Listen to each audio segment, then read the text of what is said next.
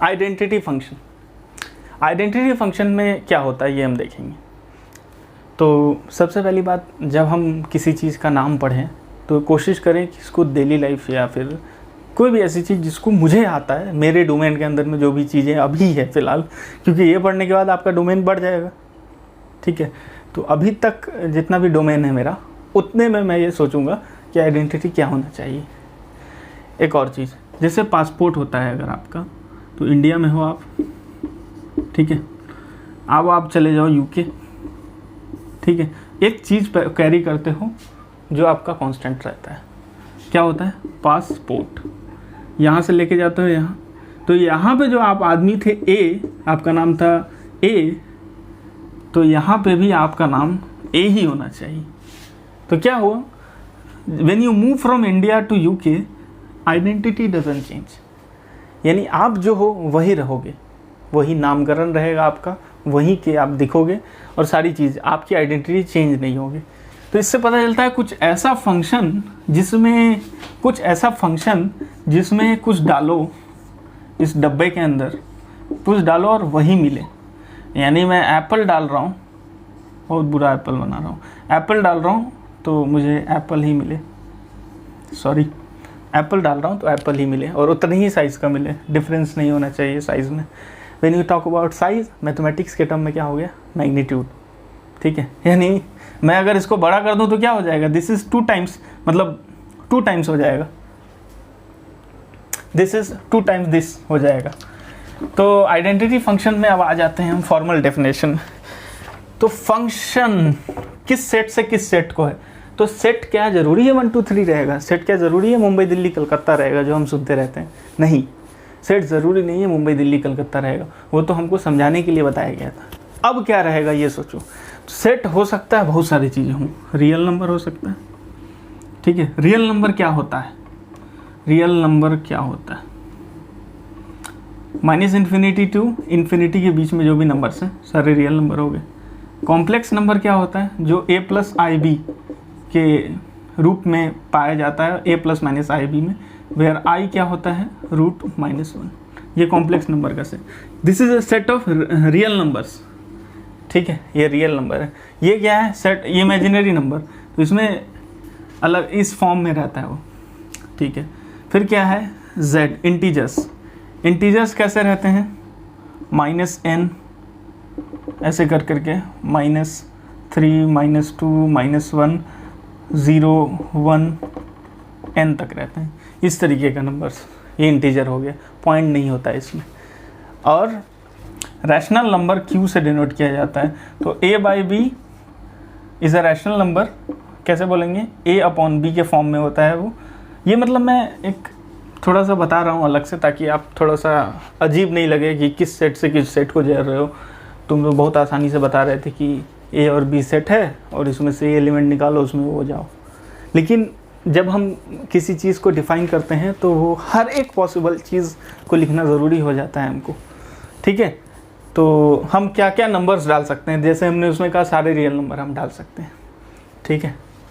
तो ये a/b के फॉर्म में होता है और b ≠ 0 होता है, और ऐसा बोलते हैं कि GCD ऑफ a और b 1 होता है। खैर ये सब चीज़ें हैं, इन चीज़ों को आप समझ लें कि अब जैसे 0 is also a rational number, क्यों? क्योंकि 0/1, 1 इज़ ≠ 0, मतलब a/b के फॉर्म में हो गया है, और b क्या है? ≠ 0। तो इस तरीके का सेट हो सकता है आपका। ये तो अलग से बात हो गई, इसको आप देख सकते हैं अगर नहीं पता है तो। और यहाँ पे मैं एक रियल नंबर से अनदर रियल नंबर तक जा रहा हूँ, यानी आपका जो सेट A है वो एक रियल नंबर है और सेट B है वो भी एक रियल नंबर है, ठीक है। तो हम f(x) = x कहते हैं, तो y = f(x), ठीक है, okay. What does this mean? y = f(x) means that y is a function of x, ठीक है, ऐसे पढ़िएगा आप। तो y = x, अब आपका क्या काम है? x लीजिए, y लीजिए। हमने क्या कहा आइडेंटिटी फंक्शन के बारे में? मेरी आइडेंटिटी जो है वही रहनी चाहिए, मतलब हम कुछ भी डाल दें, -1 तो -1, 0 0, हम नहीं बदलेंगे, 1 1, 2 तो 2, 3 तो 3, मतलब कॉपी कैट है ये, x is a copy cat of y, ये हो गया। तो हम कैसे ग्राफ कैसा बनेगा, ग्राफ कैसा बनेगा, ग्राफ कैसा बनेगा, इसको सोचने के लिए कैसा होगा, ये देखो ये कौन सा माइनस और माइनस, ये कौन सा क्वाड्रेंट हो जाता है, ये माइनस होता है और ये माइनस होता है, ठीक है। इस क्वाड्रेंट में कुछ ग्राफ बनेगा, मतलब यहाँ पे कुछ बनेगा, ठीक है, यहाँ पे कुछ बनेगा, प्लस और प्लस आ रहा है, ठीक है। तो प्लस और प्लस क्या होता है, यहाँ पे होता है प्लस और प्लस, तो यहाँ पे कुछ बनेगा, कुछ मिलने वाला है उसको। बट और कोई ऐसा नहीं देख रहे हैं हम कॉम्बिनेशन, जैसे माइनस और प्लस वाला कॉम्बिनेशन नहीं, फ़िलहाल तो नहीं है, माइनस और प्लस वाला कॉम्बिनेशन नहीं है, सेम साइन का ही रहेगा, क्योंकि जो है वही मिलने वाला है मुझे। तो ये बाकी सब के लिए सॉरी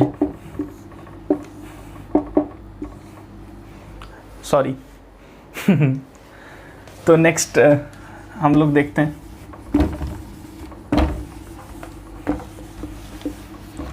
तो ये अब हम लोग एक छोटा सा देख लेते हैं, x इज इक्वल्स टू 1 पे 1, 2 पे 2, ठीक है। हमको सबसे आसान फंक्शन यही है, 3 पे 3, -1 पे -1, -2 पे -2, हम नहीं बदलेंगे, -3 पे -3, ठीक है। अब देखो ये हो गया एक पॉइंट, है ना, ऐसे ही पॉइंट दिखते हैं ना, देखो ये हो गया एक point.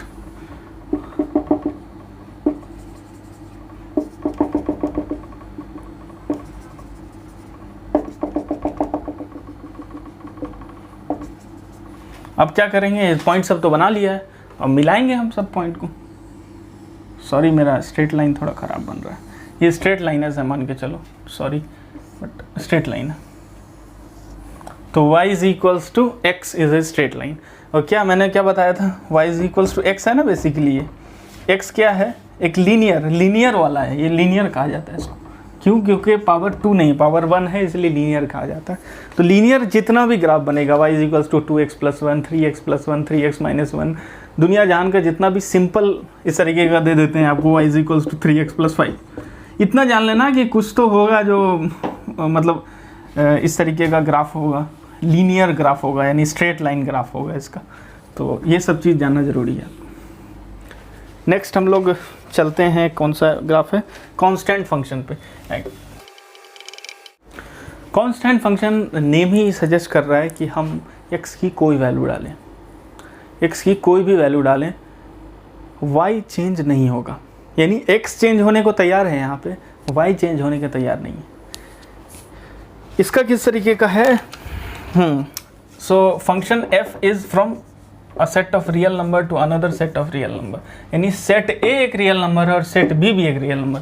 y is equals to x में भी वैसा ही था, ये भी सारा मतलब इसका डोमेन क्या है, इसके बारे में ज़रा I am sorry for that कि मैं उस वाले में डोमेन और रेंज नहीं बताया, डोमेन लिख लें आप, डोमेन क्या होगा इसमें, डोमेन क्या होगा आपके हिसाब से, हर कुछ इसके अंदर डालते हैं, सारे रियल नंबर डाल सकते हैं, तो डोमेन होगा रियल नंबर। और क्या मिल रहा है मुझे, वही सारी चीज़ें मिल रही है मुझे, यानी डोमेन भी सेम है और रेंज भी सेम हो गया, रेंज क्या हो गया, रियल नंबर। तो ये मेरा डोमेन और रेंज। अब यहाँ पे आपका डोमेन और रेंज का और ज़्यादा कंसेप्ट खुलेगा।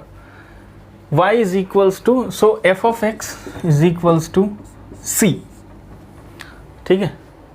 अब f of x is equals to c, यानी y is equals to c, मतलब क्या हुआ,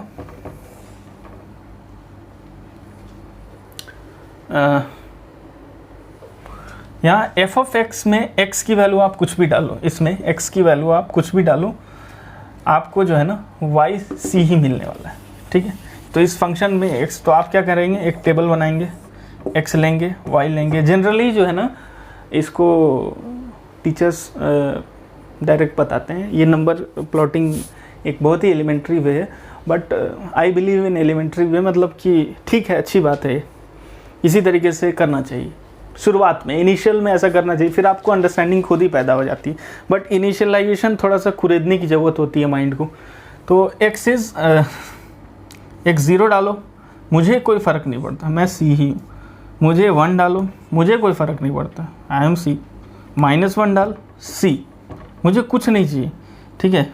-2 डालो, see. He so rude in nature, change ही नहीं हो रहा है। -3 सी, +4 सी, सो रूड।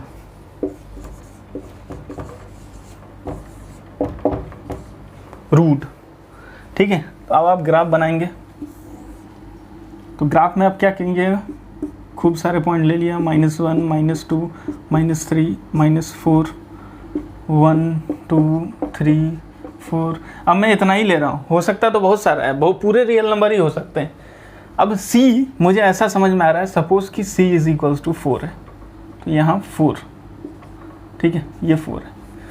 तो 1 पे क्या आ रहा है वैल्यू, 4, 2 पे क्या आ रहा है 4, 3 पे क्या आ रहा है 4, 4 पे क्या आ रहा है 4, -1 पे क्या आ रहा है 4, -2 पे 4, -3 पे 4, -4 पे 4। अब आप डंडी खींचेंगे, ठीक है। अरे वाह, क्या बात। तो y = c का ग्राफ हो गया। यानी आप x की वैल्यू कुछ भी डालो, सारे रियल नंबर डाल दो, y चेंज नहीं होने वाला, ठीक है। तो y will be equals to c only। तो इसके बारे में अब थोड़ा डोमेन की बात करते हैं। डोमेन क्या होगा, सब कुछ हम डाल सकते हैं। जब सब कुछ डाल सकते हैं यानी सारे रियल नंबर डाल सकते हैं। नेक्स्ट, रेंज क्या होगा, RANGE, रेंज क्या होगा। रेंज आप सोचो, रेंज क्या होता है, हम कितना जानते हैं इज अ डोमेन, ठीक है। हम कितना निकाल सकते हैं बाहर इज रेंज, ठीक है। तो यहाँ पे क्या है कि ये एक काफ़ी रूड फंक्शन है एक तरीके का, और इसमें आप इसको बहुत ज्ञान है, बट ये निकाल के कुछ नहीं देता है, काफ़ी अजीब तरीके का है। एक सी पे ही 4 नंबर पे ही कांस्टेंट रहता है, तो ये बाय नेचर ऐसा है। तो रेंज जो होगा वो होगा y = c। रेंज बस क्या होगा, c होगा, c। डोमेन रियल नंबर होगा, रेंज सिर्फ c होगा, यानी आउटपुट सिर्फ c दे सकता है, ठीक है।